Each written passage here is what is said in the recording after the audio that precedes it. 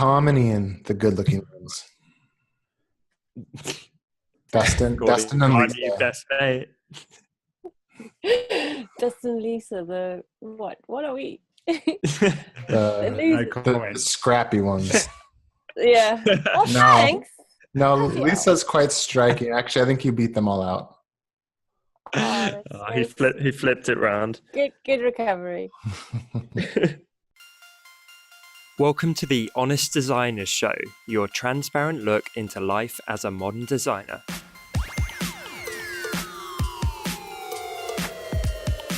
My name's Tom Ross, and I'm the founder at designcuts.com. And this week I'm joined by my fellow Brit and hand lettering expert, Ian Barnard, American retro design expert, Dustin Lee, and the ever-talented South African illustrator, Lisa Glanz. In this week's episode, we try to help regular listener Teresa McGregor with her design business. Teresa is currently feeling totally lost. Her clients are underpaying her, she doesn't know how to attract a higher quality of client, and she doesn't know how to focus her website and brand in order to move her business forward. There was a lot to discuss in this episode, but we hope that our suggestions not only help provide clarity for Teresa, but for many listening at home going through a similar thing. So without further ado, let's get into the show.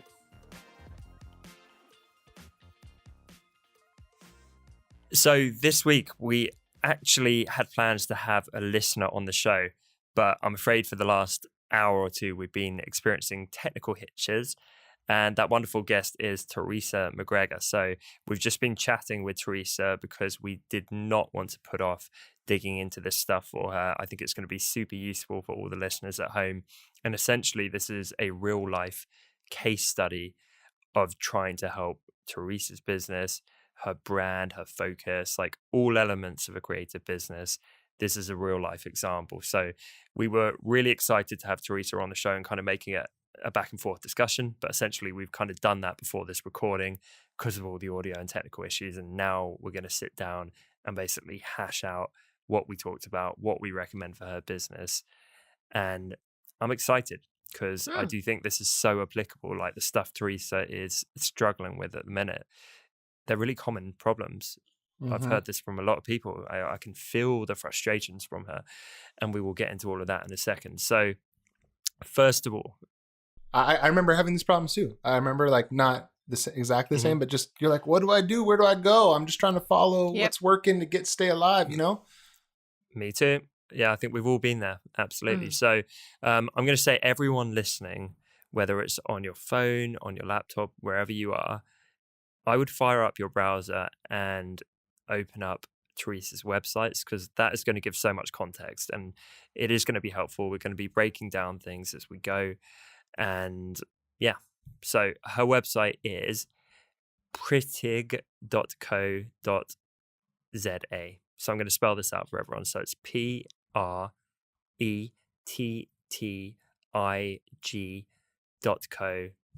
like the South African domain extension. So that is Teresa's custom design website where she does graphic design, web design, stationery design, corporate identity, all that kind of stuff. And then she also has, Lisa, you might need to pronounce this in South African. Is it Darasi? Yeah, it's Darasi. Darasi, yeah, that sounds much more South African. So that website is dirasi.co.za.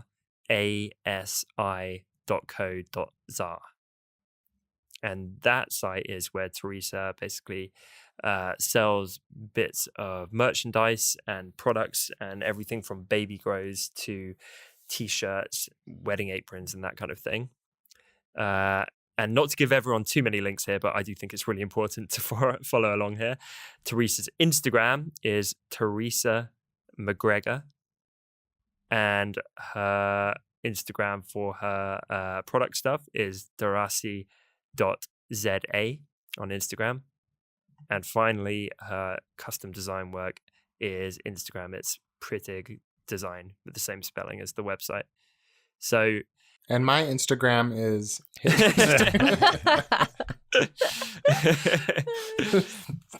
So seriously, like if wherever you're listening to this, ignore Dustin first of all. Sorry, I'm a nuisance. Still that spotlight, man. Yeah, pause, like rewind, whatever you need to do. But if you can fire up your browser and check out Teresa's website, it's going to give a whole lot of context for what we're about to get into. And hopefully a lot of that's going to be applicable for you guys. So having just talked to Teresa for an hour or so, I kind of don't know where to start. And I think neither does she. And that's the issue. So to give everyone a bit of context, she's been doing this for 12 years now. It's not like she's, struggling after a couple of months. She's not a newbie. She's worked with a lot of clients. She's done a lot of work. Her portfolio is actually jam-packed with stuff. But the issue is she's struggling to make ends meet from her design work. She's just not earning enough. And I think we talked before about figures, didn't we? I think currently it's adding up to about 25,000 Rand or something, which is around the kind of $2,000 a month mark. And she needs it to be nearly double that. So maybe $3,500, $4,000 would be amazing. So the fact is she has a business, she's got traction, she's got clients, she is selling products, which are about half her revenue, I believe. The other half are from the clients. She's got several, I think 5 to 10 client projects happening at any one time each month. She's a busy lady, but as a result of not earning enough money from it, some issues with clients, perhaps not paying enough, etc., she's just stressed out and lost. And, she doesn't know how to brand herself anymore, doesn't know how to position herself, doesn't know what the biggest issues are, who to target, who not to target. And it's just this cluster of frustration and stress. And I totally empathize. As we said before, I think, I've certainly been in a very, very similar position myself. And when you're in that kind of reactive mode, you're not going into like tackling things in a proactive way, are you? You're often not thinking strategically. You just feel lost and survival. You're in survival mode. So when Teresa first messaged me on my personal Instagram about this, I think she used that wording. She's like, I feel totally lost. And it shows. And she was so sweet and lovely when we talked to her. But I got that feeling from her. She seemed lost. Like she didn't seem to have a clear direction. So personally, I want this to be like a personal vendetta for us of tackling this. I would love nothing more than to have Teresa back on the show in a few months being like, you know what, I implemented what you guys talked about. I found some direction from it. And I'm now, on the up. I'm heading towards my targets revenue-wise. I feel happier, less frustrated, less stressed. Nothing would make me happier than that. And as I say, we were meant to have Teresa on today as a real conversation. This is something I would love to do in the future, part of a kind of mini series within the podcast of trying to help listeners one-on-one. And then, I'm sure their problems will be applicable for the wider listeners. So anyway, that's possibly the longest intro I've ever done. I really want you guys because there's so much stuff. We're actually 25% through the show.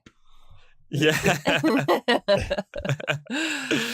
So where do we start? Lisa, do you want to kick off as a fellow South African?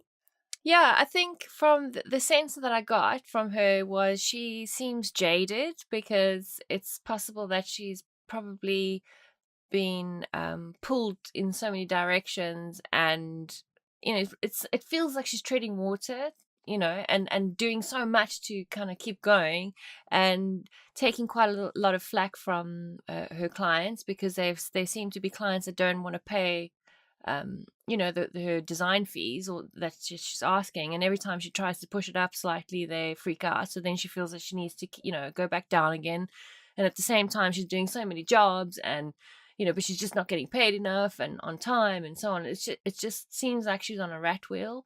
And as you said, Tom, I think when you're in that position, you don't think straight. You just in survival mode, so you don't get further. You don't solve your problem. So I would say, from what I feel from her, she should stick to the wedding industry. I don't think we mentioned that yet. So, that's true. Sorry, yeah. So basically, she's kind of fallen into the wedding industry with a lot of this stuff, both in terms of her products she's selling, and in terms of the client work she's doing.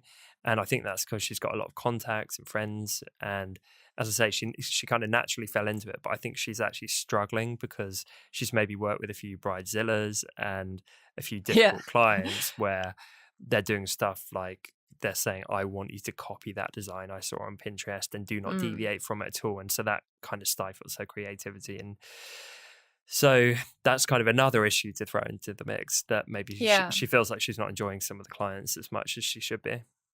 If I was in her position, I think I would totally tackle the wedding industry full on.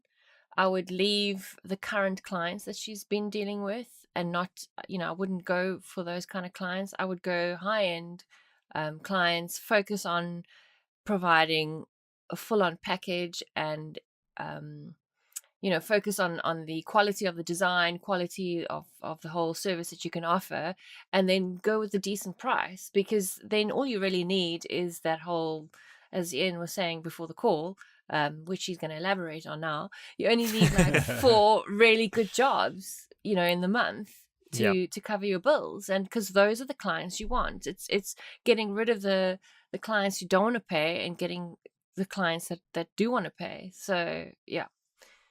Ian, take it away. I need to credit whoever the person who it is who. Ash Amberjay. Sorry, Dustin. Her name is I believe it's Ash Amberjay from the Middle Finger Project. Okay, and what an aggressive project name. Yeah, I know. Yeah, copywriter. But she talks about in one of her emails about the $8,000 rule, trying to get people to increase their revenue. And so the reason why it's $8,000 is because times that by 12, and you get roughly $100,000 a year. And so I haven't really done that math, so I'm sure that's 96. Yeah, so nearly there. So it was, she said, mentions it's like 8.3 thousand. Anyway, you get the idea.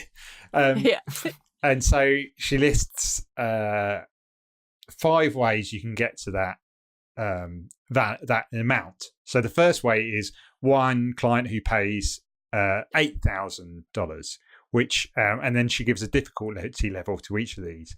So the difficulty level of the first one is skilled. It's quite hard to get one client to pay $8,000 as a designer, unless you're one of the top ones. But we're talking about people who are just in it or been going for a long time but not being able to pay that much. Then you've got 2 clients paying $4,000, which is sort of a medium difficulty level. And then you've got 4 clients paying $2,000. This is the easiest level, because she goes on to say that 8 clients paying $1,000 is actually starting to get a bit harder, so like medium. And then 16 clients who pay $500 is back up to the same level of difficulty as the top one, because you're having to juggle 16 clients, even though they're paying a little amount of money. This is actually a bell curve. Yeah, it is. Completely. And it sounds like Teresa's getting more like 10 clients who are paying $200. Yeah. So she's kind of got the worst of both worlds, that she's juggling a lot of people and work and not being paid the correct amount for that. Exactly. So, and the thing is, it's hard because when you're, she was saying one of the things she found hard was the inconsistency of the money coming in every month. And being a freelancer, that is a lot of how it is sometimes, because you work for some people and they don't pay straight away, or you have to chase people. But if you could, limit it to just 4 clients paying that amount of money each month, at least if, 3 of them pay, you're still on a better level than she was. Even if 2 of them pay, then she still would have been better off, And so, having that sort of security, you can then say no to a lot of other things that would just zap your time and give you no money in return. Yeah. So it's exactly. But I can feel her terror if you're trying to like cut back on your clients but get higher paying ones, and you're already treading water. You feel like you're scared to tweak anything, because then you might earn less in the short term, and she quite possibly might. Mm-hmm. You know, and you don't have that safety blanket. You don't have that buffer there. Yeah, but as Dustin said, you can't change anything without changing. Yeah. I think what happens is, but it's kind of like being a magpie. You know, those birds that collect shiny stuff, because you like when you're starting out, you're looking, by shiny stuff I mean coins, money, whatever. It's like you start collecting little things, and next thing you know, you've like lined your nest with all this random stuff that gives you like money, and it's so hard to let go of because it's making you money. But the problem is that until you let go of it, you can't change. You can't get out of that position. You can't fly because it's too heavy. Yeah, it's too much, and like you have to reset. Like Lisa was saying, nothing happens, you know, or some scientist said nothing happens until something moves, right? Like you got to dramatically change if you want different results, but it's so hard because you're holding on to all these shiny little objects. Can you give your example of your shop? What you know, the sort of, you know, you've sort of reached a plateau, and so you know you had to do. What was that saying? You have to change something. Yeah, so it was I wish I could remember his name for the sake of people to look it up because he's such a great author. But essentially, this business consultant author had said you need to if you want to have dramatically different results, not incrementally better results, but exponentially better results, you have to dramatically change something. And so for me, I realized making one more product isn't going to make me a bunch more money. It's going to incrementally increase things. If I want to exponentially, and not by exponentially, I just mean dramatically increase things, you have to change something in your business dramatically. And so what I ended up doing was I really focused on the cart value. How much money is being put into the cart? And I tried different things out until I was able to move it from around, I think, $24 in the cart to $35 or $33 in the cart. You multiply that by all the transactions, and you know that's like over $100,000 more a year. But it's that kind of leverage. So for her, it's not going to be one more client that pays her the same amount as all the rest that's going to make the difference. It's going to be doubling her rate, tripling her rate, and then cutting her clients in half. You know, something like that has to happen. Yeah. And the only way you're going to do that is get better quality clients, because you can't do that with the current clients. Well, you talked before about the locational issue, which I think is good South African insight. So do you mind talking about that a little bit? Yeah, so where she currently lives is, you know, a middle class sort of neighborhood. And it's like, you know, any middle class bride, I guess, would want you're gonna cut corners where you can. You said it's quite rural, right? So it's away from the higher paying cities and that kind of thing. Exactly, and especially because she gave us insight where she said that she actually came from, you know, a rural environment as well, so that she's not used to the whole city environment. She's probably still thinking in terms of that way, in terms of a business. So my advice to her would be to think as if you're working in a city. Treat yourself and your clients like you're working in a city, like a metropolitan environment, and you need to start attracting clients. So if you have walk-ins, I don't know how, you know, I don't actually know how she physically gets her clients. She said word of mouth, but she's going to have to, unfortunately, do a bit of cold calling. And I would actually recommend that she approaches the high-end sort of bridal companies that offer packages, you know, to a bride that, you know, from the stationery to the wedding dress to the venue to the whatever. And she needs to get into those and say, I'm your stationery girl, you know, and on top of that, I can do your, you know, your bespoke custom gifts. I couldn't agree more, because if she approaches brides as soon as they're married, that's gone. She needs the constant stream of clients. And as you say, that would come from the actual wedding organizers. Yeah. And she needs to approach, you know, she must aim high. She's really got to aim high. And I think the days of her dealing with a small fry, she's got to close that door, in my opinion, because she's always going to, as Dustin said, she's always going to get that kind of the same thing. Just getting that extra bride to do the work for isn't going to change. She needs to do something dramatic. And in my opinion, I would redo the website, and I'd aim it for the wedding market, so that when she does approach those marketing companies and those events companies, she can actually refer them. She's got some lovely photography around, weddings. So at least she's got that to start off with. And then I would just go full on. And the other thing, Teresa, I have to say is you have to also go in with confidence. And even if you don't feel it right now, you got to fake it till you make it. You got to tell them that you are the go-to girl for weddings, Yeah. Lisa, do you remember that saying it takes just as much work to get like a $500 client as it does to get a $20,000 client? In terms of the actual time to get them, the same amount of labor pretty much goes in. Absolutely. Approximately. Because I would say the only difference, though, in my opinion, is that you might feel more intimidated with a high-end client. So it's probably that stops people, because it's a scary business, because you think, I'm not good enough. Why would they hire me? So it's that level that it's probably what she needs to break through. Yeah. So Lisa, you've got the context here of doing it locally and so on. So you think if she's working with wedding planners and so on, it sounds like it makes sense to stick within South Africa for now, but maybe target ones more in the city. So we're not saying go on a social media blitz and try and target people doing this all over the world globally. I think that might be a bit intimidating perhaps for Teresa. So just kind of broaden the net, right? And focus on some target areas. So maybe Cape Town, I'm guessing. And well, she's actually really fortunate that this is the thing we're advising her to do, because the wedding industry in Cape Town is enormous. I mean, we get like movie stars from Hollywood coming to get married here, because it's like it's a beautiful place.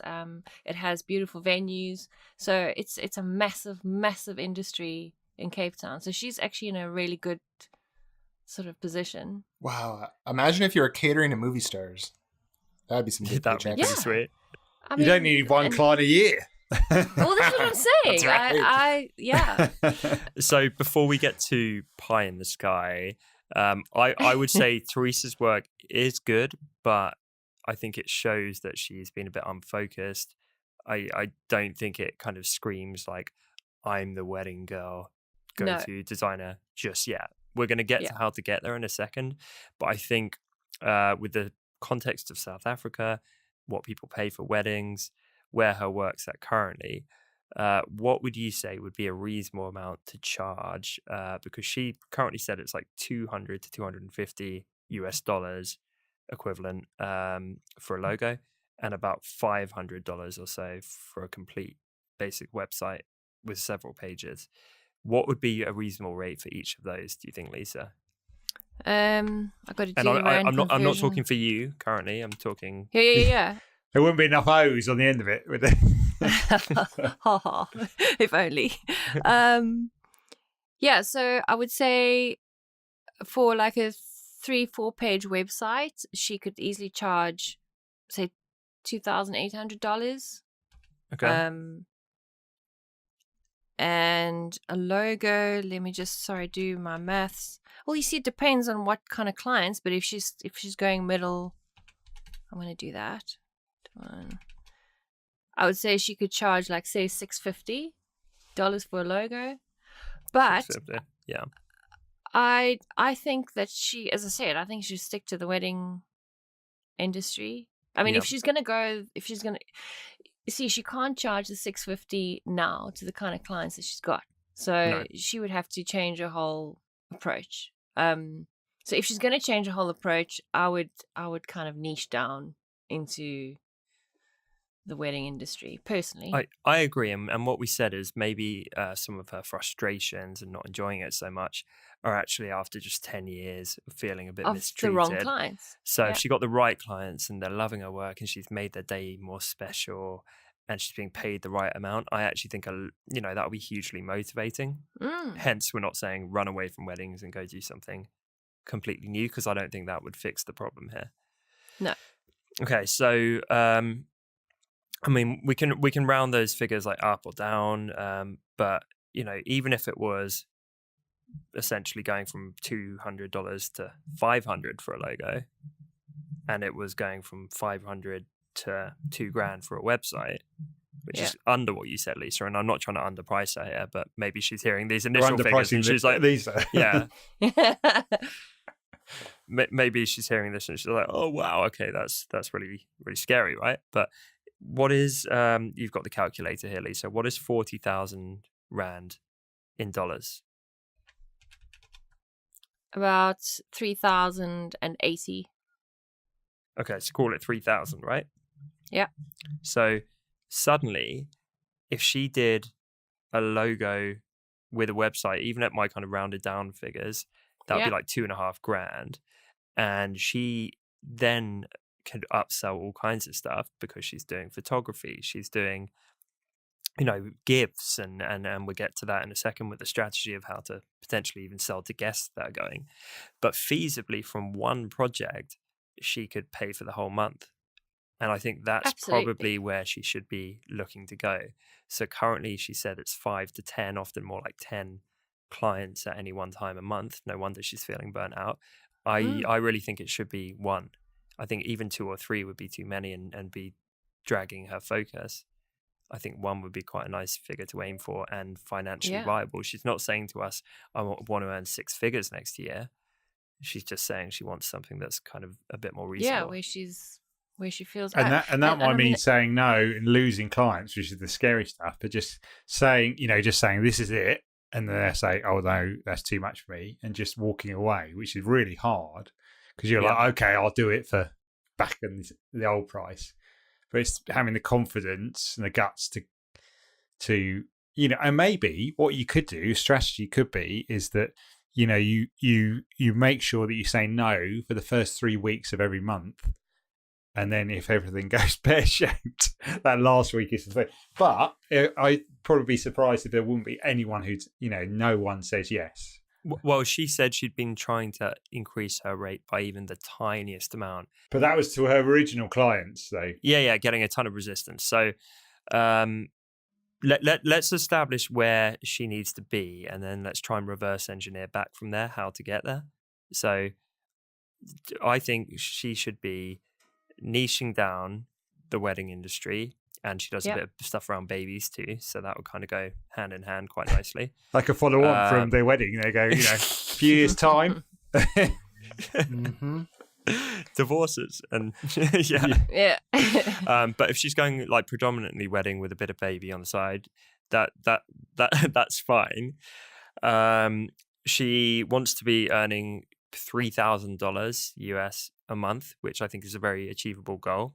And again, we're not going pie in the sky here. This is like, her ramen profitable, as we've called it in the past, enough to get by on, and having less clients, having more respectable clients and people that are paying on time and paying a better rate and respecting her work, and just her feeling happier and less stressed and less back up against the wall with it.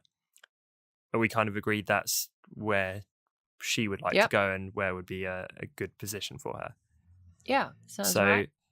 in terms of where she's at now, How I'm did going to she say get there? I'm going to say what I would recommend straight away, and then let me know if you guys agree. I think she needs to completely rebrand her website, and I think she needs to incorporate the 2 websites she currently has together. Mhm.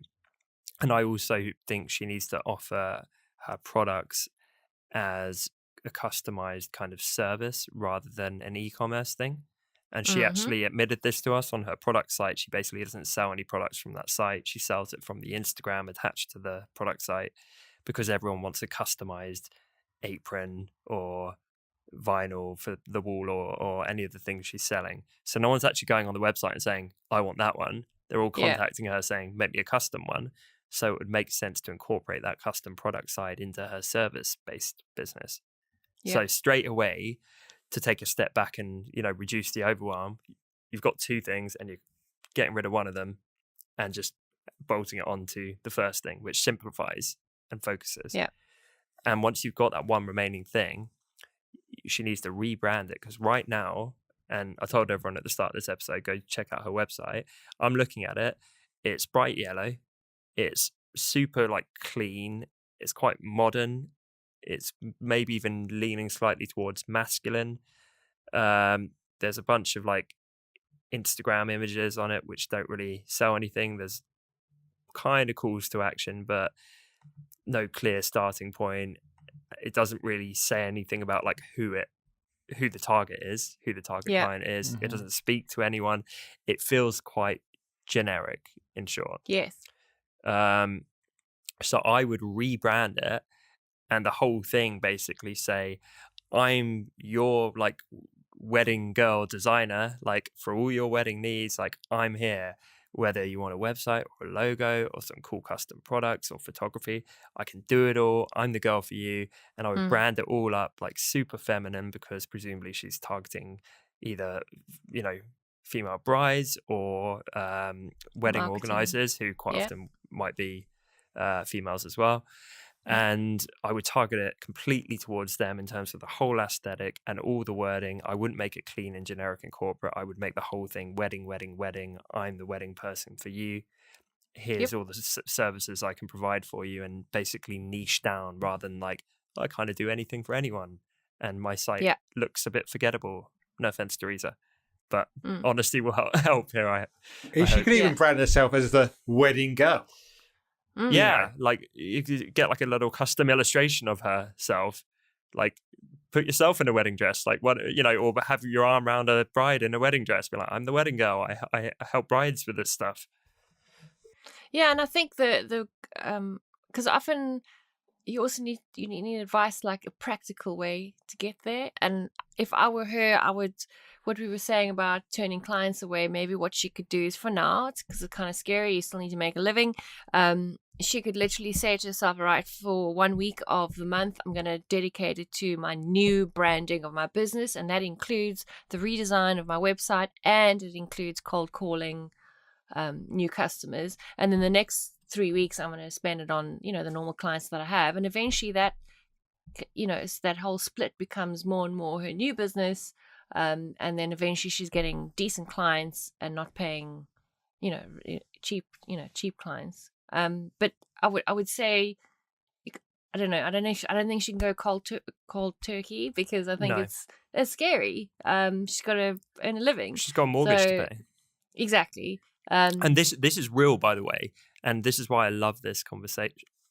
Yeah, she needs to treat herself as a client. So don't keep putting that off and saying, "Oh, I've got work coming in the door. I can't turn that away." You know, never get to your new business. You need to actually say to yourself, "Right, I am a client of myself, and I'm gonna, you know, change my Yeah. whole life." Yeah, no, I totally agree. And in terms of the thing about it being real, and this is very applicable to a lot of listeners, I'd imagine, it's all well and good us sitting on the podcast and saying, hey, hike your rates up, and like just Yeah. do that and do that. And then, or for people where it's a hobby, like that's cool. But where it's like, if I change anything, I'm terrified I won't be able to put food on the table. Mm. Like that's real. I get it. I have complete empathy for Teresa. Yeah.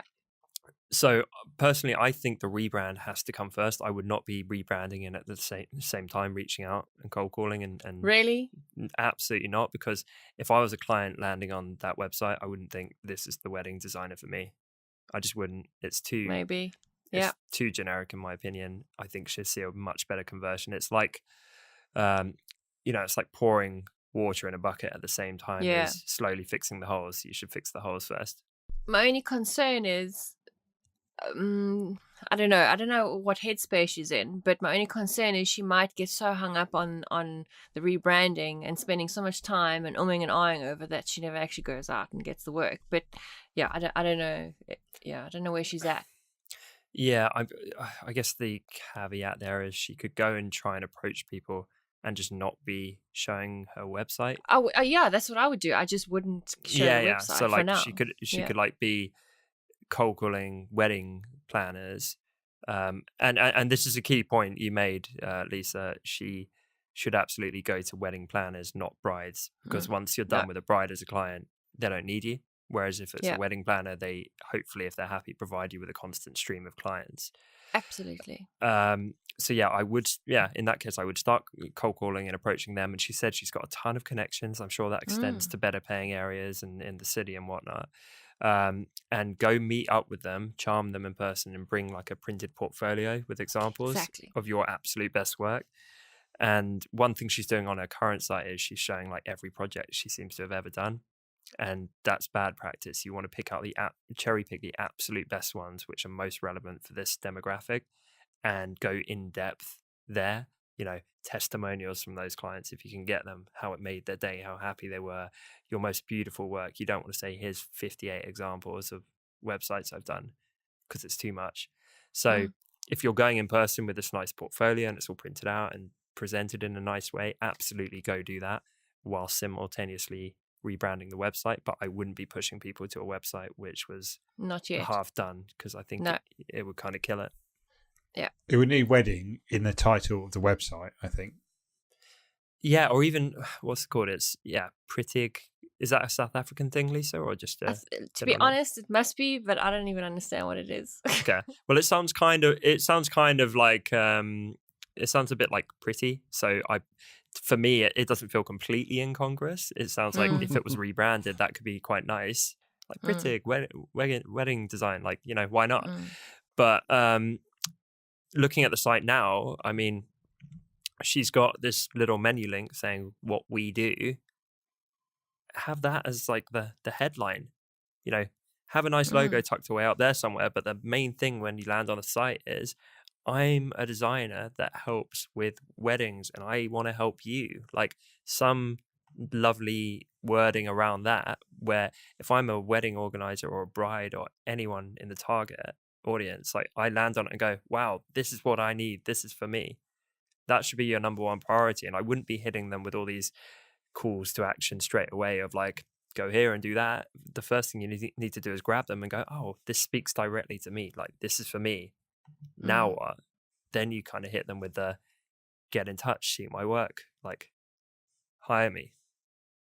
Okay, this is really embarrassing. I just Googled what that is in Afrikaans and it means nice. I didn't even know that. Okay, well, again, that kind of ties in.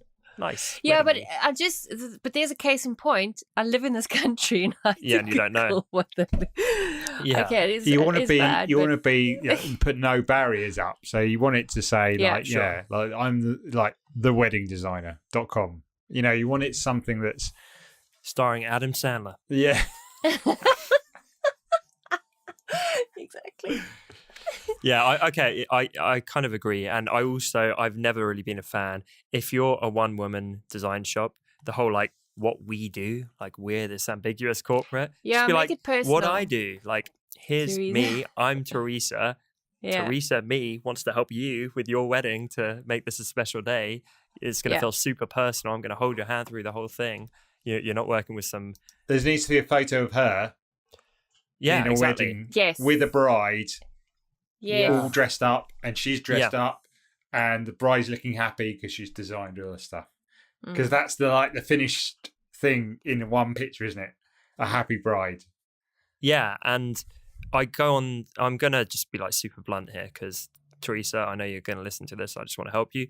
But if I was a bride, not only does it not speak to me currently, but I go down and see the Instagram, and I'm like, I don't really give a shit about Instagram. Like, it wouldn't help me if I was a potential client. So I think, first of all, land on the site, big headline area, like who's it for, what's it going to do for them. Underneath that, as Ian says, picture of you with a bride, hit them with a big positive testimonial. I'm a bride in South Africa. I'm a bride from Cape Town, and the photos turned out amazing. And the fact you could do all the website and everything, literally, it made like my day so much more special. You nailed it, Teresa. You're the best thing since sliced South African bread. Woohoo! Signed, sincere client. There's something really helpful that I think will work great for Teresa. And if you feel like you might be like Teresa, in fact, I think I might even do this for myself because I forgot about it, is their sites. The one that comes to mind is called Usability Hub, where you pay a little bit of money and they'll have a variety of tests. So you can, you pay a fee, and then let's say they'll have a given number of people go to your site. They'll show them your site for 5 seconds, and then it turns off and asks them, what was this site? And it's just, you can pick certain demographics and it will tell you that demographic will be the only one that looks at it. Or you can see where will they click. You can do all sorts of things, but the point is you get a large group of strangers quickly for a reasonable price to tell you, like, did it make sense? And and you'll see some patterns. Budget version, like look away from the screen and look back really quickly for a couple of seconds, then look away and be like, what's stuck in your head, and get friends to do it and people you know who aren't familiar with your services. Right. Just ask them for free, because it sounds like she might not have, additional money for services and stuff. Do like a budget version of exactly what Dustin talked about. Yeah. The problem with me is I like that. I like get blind to it. Like sometimes people will look at my site and then they'll be like, well, at first, like one person was like, I thought you sold t-shirts. Yeah. And I'm like, but it says Photoshop and Illustrator stuff. But it just goes to show you, like, you don't know, Absolutely. You're blind to it. So No, yeah, whether it's exactly. a friend or whether you can afford to have, 200 people look at it and respond, do it. Because you just don't know. You become, especially after 12 years, you become so blind to everything because it's so organized in your own mind. I mean, I'm looking at a lot of the notes here. So she was saying how a lot of these custom gives, that's actually taking off. So it's starting to earn her more and more, and showing real growth there. So I've done this kind of thing with people before and consulted with people where you're like, this is dead in the water. They don't stand a chance. They haven't really got a real business. I think she really does. And the fact she's making it work with kind of all this stuff going quite wrong and a lack of focus is really inspiring, actually. So can you imagine if she got rid of 90% of her client work, how much time she'd free up for like rebranding, direction, marketing, client relationships, like all the other stuff you need to make a business run. And if she's essentially only looking to increase her salary by 50% or whatever it was, Yeah, just like something I like think that, she could be earning like 2, 3, 4, 5 times what she's earning now with all these bits operating in the right way. Yeah. So the ceiling of where she could take this is very, very far away, I feel like. Yeah, and I think the irony is that her current situation, like her ceiling's a lot lower because she can only be doing work for so many hours a day, and we're going back to that original thing. If you're working for 20 people and they're only paying you 10 cents, I mean, yeah, you're just spending your time on nothing. Yeah, but the real cost is that sabotaging the time that could be spent on other more proactive things. Absolutely. But just going back to how scary that can be, I do think, and I know it's easier said than done, but Teresa, if I were you, I'd sit down with a plan that involved time, like how much time you're going to spend every month on your rebranding and getting new work. And then I'd also work out some kind of budget, because I know you mentioned what's scary is that because the money is so inconsistent, you definitely need a buffer. And I know it's easier said than done, because you're basically taking your money away to put away into the buffer when you actually need the money. But it is worth doing that, because it just over 6 months, you can at least say, okay, right, I've got so many thousands of rands. If the money isn't that strong this month, it's okay. I've got a plan, because I'm going to go and get 3 more clients this month, and I've got that buffer. So yeah, you need a strategy, both financially and your time management and your design. I think that's I had seen someone talk about how they were struggling with a similar problem, and then they started doing the math on it, and they just realized, no matter what I do, even if I succeeded beyond my wildest dreams of this business model, I will never make as much money as I need to make, because the model is built against me. Yes. And it sounds how many people make the mistake? Yeah, it's so common. Yeah. I'm not going to name any names, but I would say it seems like Dustin. some of the people closest to Dustin, some of the people closest to Teresa, especially Dustin. No, some of the people closest to Teresa, I think, is trying to encourage her to basically give up on this thing she's been building for 12 years and go and get a job. And I have absolutely no judgment around that, because I can tell it comes from a place of love, of genuinely just wanting to see her less stressed and probably happier. But I would encourage, if they have the patience to listen to us 4 idiots, to potentially play them this podcast, because I think hopefully it highlights that there is another way, there is some hope, there is some direction. And I think it's important to sit down with those closest to you and kind of get them on the same page.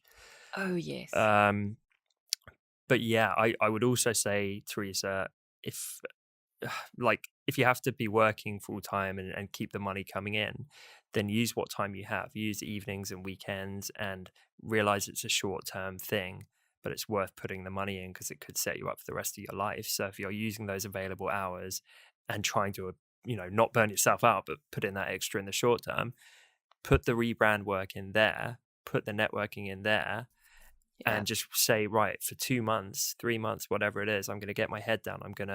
By this date, I'm going to launch a new website and I'm going to have 50 contacts, and I will have approached all of them, and I would have asked everyone I know in the wedding industry what their contacts are and if they can help set me up. And suddenly, as Dustin says, that pulls a new lever. That's something new you're adding into the mix to actually drastically change things. And I would say you have 4 people here where if you create this new website, I would love to help give feedback and say, I'll go and actually, have a look. that's way better than it was, but you're still kind of missing the mark. And all designers benefit from that stuff, right? It's a second pair of eyes. And yeah, like I would love to help. And I know we all would help guide you, Teresa, to come up with a much more focused, clearly messaged, beautiful website and just kind of recommend things along the way. And once you have that, you will find so much more focus and so much more confidence, because I've been in this exact same position back in the day where my website was generic and felt a bit unfocused and so on. I had no confidence pitching it to clients, but as soon as I got my messaging tight and my ideal client very, defined, I'm like, hey, you're a person into that. That's what I offer. Come check out my website, which clearly says I offer that for people like you. And the whole thing fits. So I think it's amazing the impact a simple rebrand can have. Yeah. Definitely. And we got your back, Teresa. We got your back.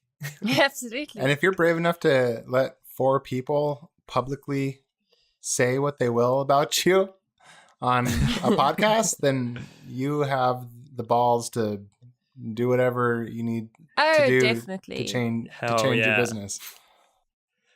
Yeah, 100%. I agree. And I would say to all the listeners, like, you guys are awesome because I think it was the last episode or maybe the one before, I mentioned the personal stuff that I'm doing on my Instagram now. We're trying to help people with entrepreneurship. Been inundated with messages. I've never seen anything like it. It's like really picked up. That's Same so cool. thing with your guys' daily challenges. Like the listeners are awesome. They went and supported you guys. So for everyone listening, it's Teresa McGregor at Instagram, and that's Teresa spelled Teresa, which I guess is the normal way. Teresa McGregor, like the awesome Scottish last name. Go follow Teresa, and like, please, anyone listening, like, we get nothing from this, but go and send her a message, like DM her on Instagram, leave us some comments of support and encouragement.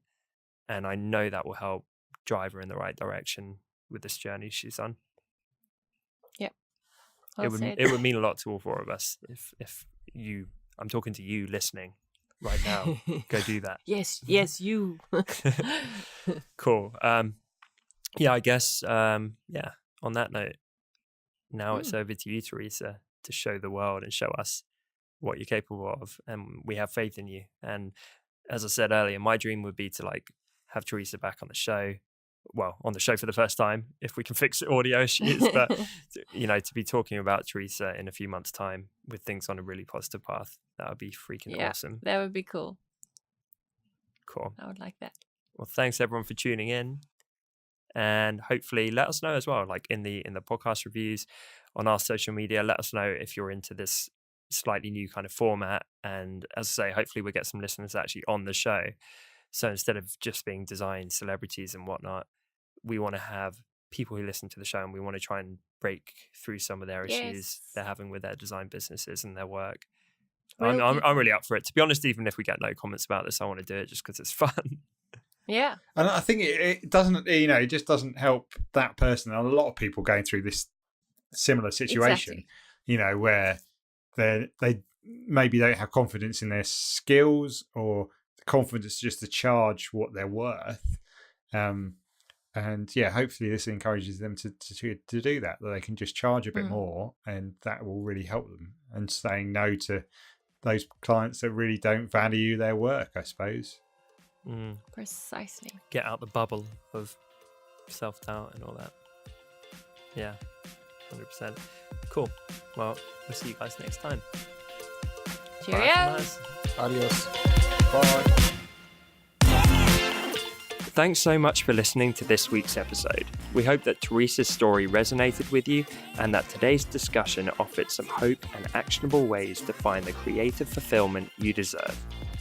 As always, you can find full show notes over at honestdesigners.com or find us over on iTunes by searching for The Honest Designers Show. If today's episode helped you, then it would mean the world to us if you took just a moment to leave us a quick review over on iTunes. Thanks again for tuning in, and we will see you next week right here on The Honest Designers Show.